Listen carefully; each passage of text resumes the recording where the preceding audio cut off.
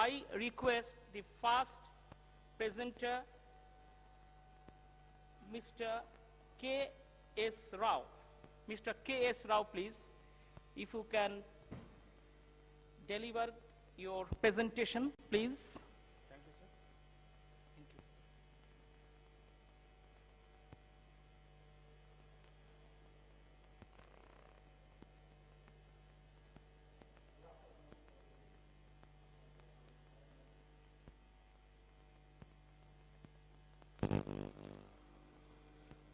Good afternoon, everybody. My name is Srinivasa Rao. I represent a company called Hitachi Zosen. We are not in the business of developing any waste management projects. We are in the business of, in the profession of providing technology to the corporations, to the prospective developers, prospective operators. We came here to take part in this workshop to talk about waste to energy, which we know, we feel, which we know the best. And today's topic is the exaggerations and emissions of WTE project. This is a brief agenda of this project. Probably we talk about waste burning. In other words, waste combustion or mass burning. In other words, it's incineration. May not be a good word for many people. Tomorrow, if this workshop is being covered by any press, they may say in their press tomorrow, Hitachi Zosen engineers are talking about mass burning of municipal solid waste in WTE workshop. This is possible to come, anything may come in paper. Before we talk about mass burning or incineration or waste to energy, anything, I feel it is my responsibility to say you what we have been doing all these years, who are we. Hitachi Zosen, for the last 130 years we have been in this business in the field, and world over in all the continents, USA, Canada, Europe, Asia and Australia, we built these many number of projects. So reasonably I can claim we have some knowledge on waste to energy. We have been in this field for over 77 years, especially in waste to energy. And now we are discussing about what technology to be used, what not to be used. 77 years back in the year 1937 itself, we have built first waste to energy plant in the country Netherlands. Put together, an impressive list of 480 plants we have built and 822 combustion streams we have built. So I can say we have some reasonable authority to speak on waste to energy. I am not talking much about my company. Before we say something, I should have authority to speak. That's the reason I am explaining who are we, what we are we. So we are number one in Europe in terms of market share, in terms of technology. We are number two in China.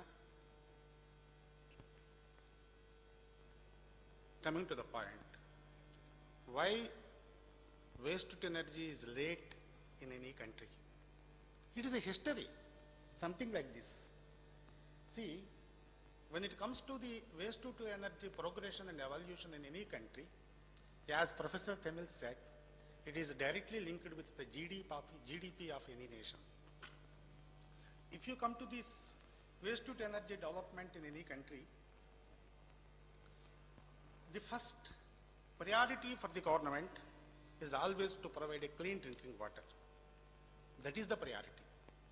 Then it comes to the sewage system. Then it comes to some sort of organized waste collection. That is the priority. Then you should have an organized landfills. Then legislation should come for a Clean Air Act. We should breathe good air. Then wastewater treatment. When all the priorities were met, then people's priority will come to the waste to energy.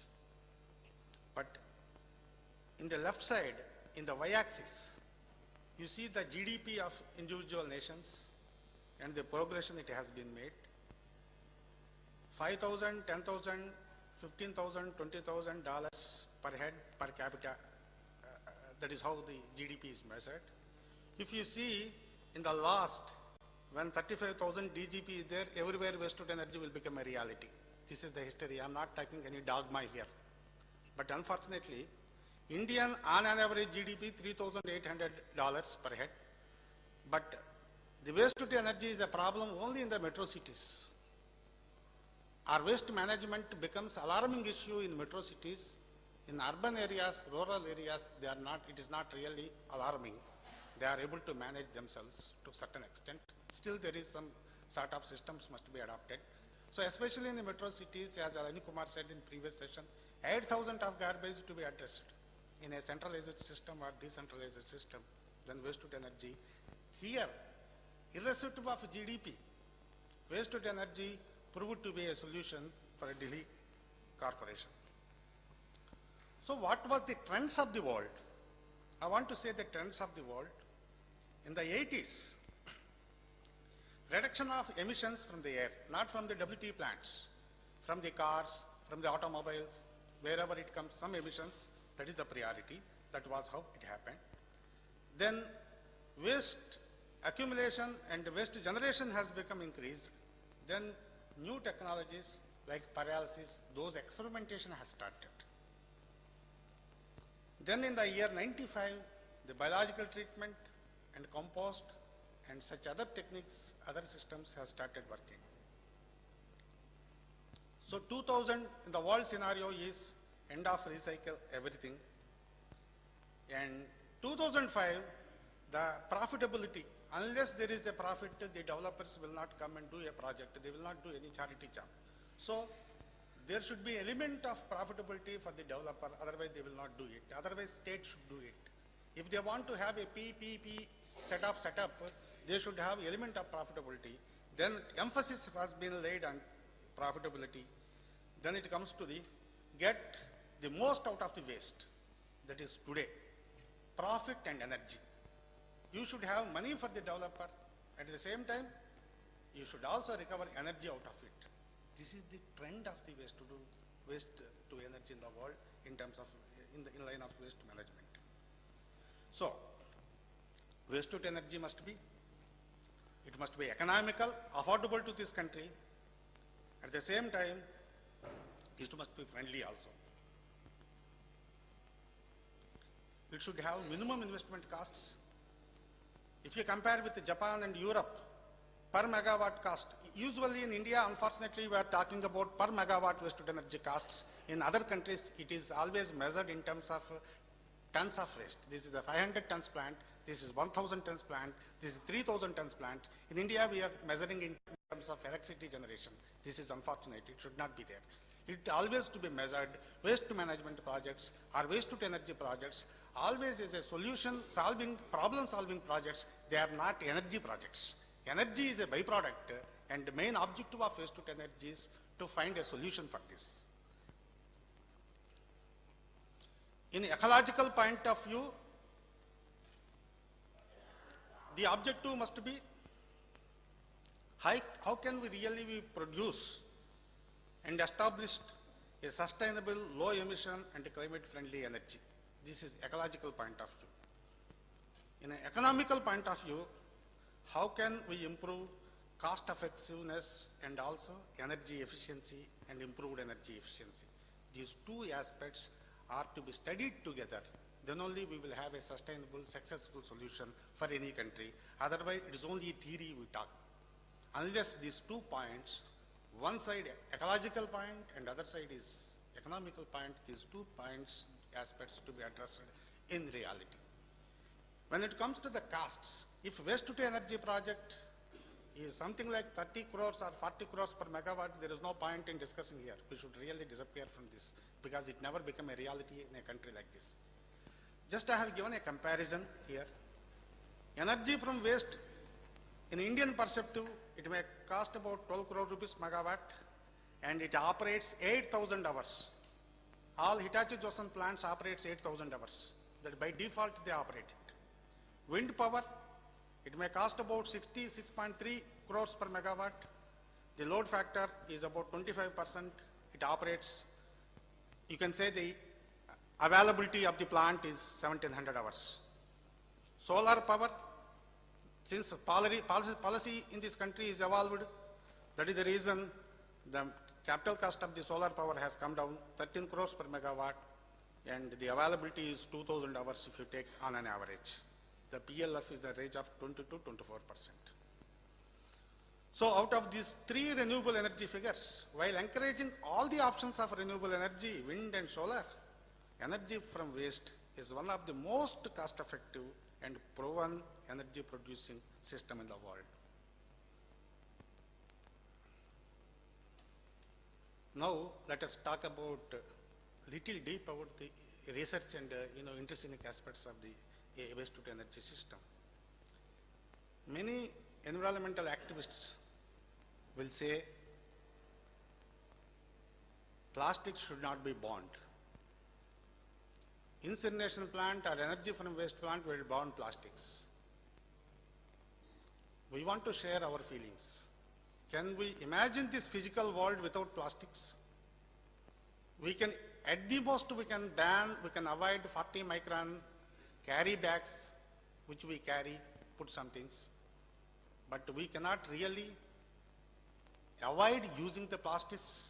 The mic is plastic, the computer is plastic, this chair is plastic, the panel is plastic, the electrical switchboard is plastic, and your intravenous, bypass surgery, while doing it, the tube is plastic and your valve is plastic.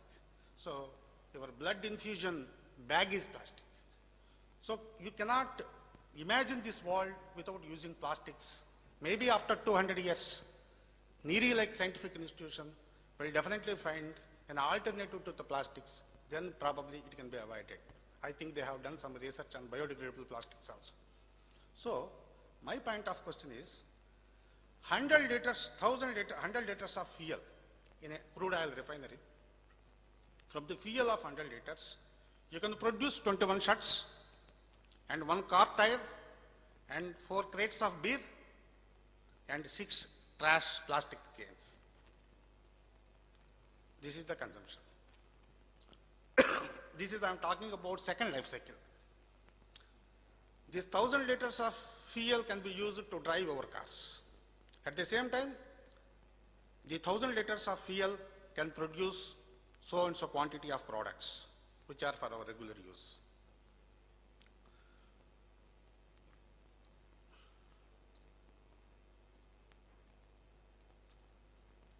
Out of this fuel, 80% of the production will go for energy. In the crude oil production, 80% will go for fuel, energy, gasoline, gas, natural gas, petrol, diesel, and other things. 6% will go for plastics, and 1.5% go for packing materials, 14% for other utilization. So our question is,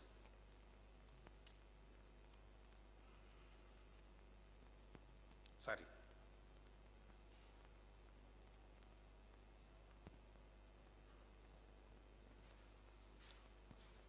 It is acceptable for everybody to burn 1,000 liters of fuel very comfortably. When it comes to the burning of these things, because these things, waste to energy plant will not burn directly. After serving its useful life, plastics recycling, 4 times you can recycle a plastic bucket because you grind it and make it again granules and add it and blend with other plastics. So blended items can be used second time, third time, fourth time, and thereafter it cannot be blended. They are not fit for blending and reuse. Then there is nothing wrong in using these plastics in recovering energy. Yesterday, Gujarat Pollution Control Board Chairman, Mistry, sir, he has told, when plastics served their useful life, it can be used as energy production. So, what I mean to say in this platform is, recycling should be encouraged. But after recycling, what is the question? it anyway should burn it and reduce energy out of it. This is what the energy from waste plants worldwide have been doing, and it has have a clean history. There is nothing environmentally harmful things while burning plastics once their useful lifespan is completed. Otherwise, there is no option also for you, there is no alternative also for you. This is what we call the second life cycle of energy. Then, I think same slide our Thimil sir also has shown in his presentation. Energy from waste does not compete against recycling. If you see in this graph particularly, wherever energy from waste plants are existing in the last, in the x-axis you will find countries' names, and y-axis you will find the percentage of the recycling. Wherever energy from waste plants are operating in the world, recycling also equally given importance. So whenever recycling is there, it is not that energy recycle. If energy from waste plant is there, there should not be any recycling. Everything should go into energy from waste plant. That is not happening. This is not the figures given by me. This International Solid Waste Management Association has made these figures available. Anybody can get it. So this is the reality. So people who talks against waste to energy in this country or anywhere in the world, waste to energy is against recycling. My submission to them is it is not correct. Then when it comes to the greenhouse gas emissions, there is an x-axis. You have different types of combustion systems. One is a coal-fired plant, another is a landfill, an electric European mix, and other is methane utilization with the landfill site, and energy from waste production. This is the technique. This is the graph. In the y-axis, you will find the kilos of carbon dioxide with the generation effect, greenhouse effect. When you see in this figure, wherever a waste to energy plant, energy from waste plant with heat production has got the least effect of greenhouse when compared with any other models of combustion. When it comes to the emissions, people will talk much on emissions. Whenever there is a waste to energy, few emissions you cannot measure. It cannot be detected by a physical online meter also. But immediately people talk about the emissions. So, if I want to say something about emissions, the sulfur dioxide emissions from energy from waste plant, in a coal-fired power plant, the comparison I have given here, without flue gas desulfurization, FGD, the energy from waste plant will use 3000 grams per kilowatt hour, whereas a conventional power plant based on fossil fuel gives 25,000 grams per kilowatt hour.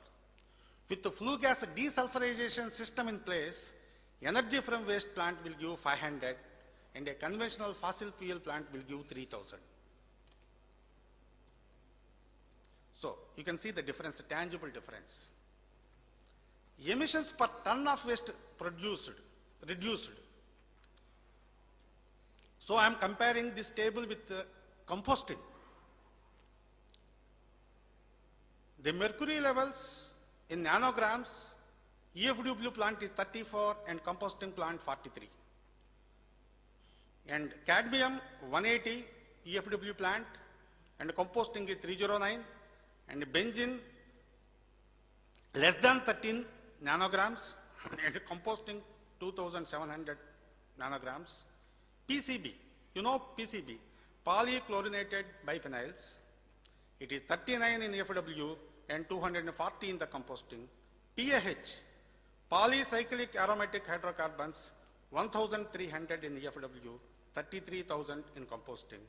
Dioxins and furans, 650 in EFW, 80 in the composting. This is the comparison between the composting and also waste to energy. Dioxins emissions, Germany, this record we take from International Solid Waste Managing Association. For metal processing, in the metal processing industry, you have 40 grams toxic equivalents per year, dioxins and furans. When it comes to the dioxins and furans, only chlorinated plastics will likely to cause dioxins, not all the combustion. Even backyard burning also you will have dioxins and furans. That is the reality. But 0.1 nanogram is the regulation in India. 0.1 nanogram, and we at Hitachi Zosen have been meeting the required legislation, meeting regular emission requirements in Europe and USA and rest other parts of the world very comfortably. We are far ahead of the emission standards laid by the legislation also. In domestic firing, that means backyard firing and other places, the quantity of emissions are 10 grams toxic equivalents per year. Power plants 3, illegal waste firing is 1, energy from waste is 0.5. So this is how the dioxins system in the world. When it comes to Indian specific context, European legislation is suspended particulate matter is 10 milligrams. Indian municipal solid waste rules says it is 150. If anyone refers Schedule 4, they say 150. And what we give in India is 20 milligrams. So our solid waste managing rules definitely must be revised. It is 30 years old, legislation in Europe and other places. We should really meet the standards. So it is 150, and whomsoever involved in the revision of MSW handling rules, first we should revise this as a part of social and environmental responsibility on their part. And when it comes to carbon monoxide, 50 European regulation, 1175 is the solid waste handling rules. You can see, you can refer. This is in the Schedule 4 of the solid waste handling rules. And whereas for all Indian plants, we can assure and stand a guarantee for 80. When NOx, nitrogen oxides, 200 is the European legislation, and solid waste handling rules, Schedule 4 says it is 450, and we say 430 without any SNCR system included. If any SNR system is included, SNCR, selective non-catalytic reduction, it becomes 220. Sulfur dioxide, 50, and there is no mention about the solid waste handling, nothing is there. And this is dioxins and furans, 0.1 in Europe. In the Indian solid waste management rules, nothing is mentioned, but we can meet European legislation here. This is about the reality of the dioxins and furans. Breathing, sir, only 1 second, that's over. I'm talking about mercury emissions from the mouth of a dental patient. If you have a tooth pain, mercury filling will be there. So you breathe something for living. During the mercury emissions, per person, per annum, they produce 300 kgs of MSW.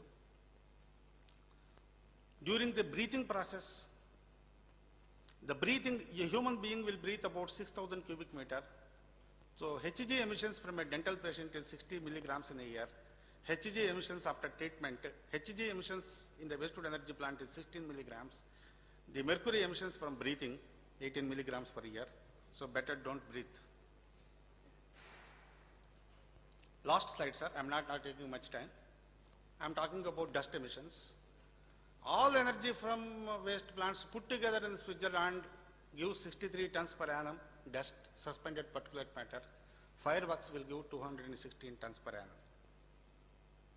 So, looking forward for next WTA workshop to talk some other topic. Thank you, sir. Thank you, Mr. Rao, for nice presentation favoring waste to energy.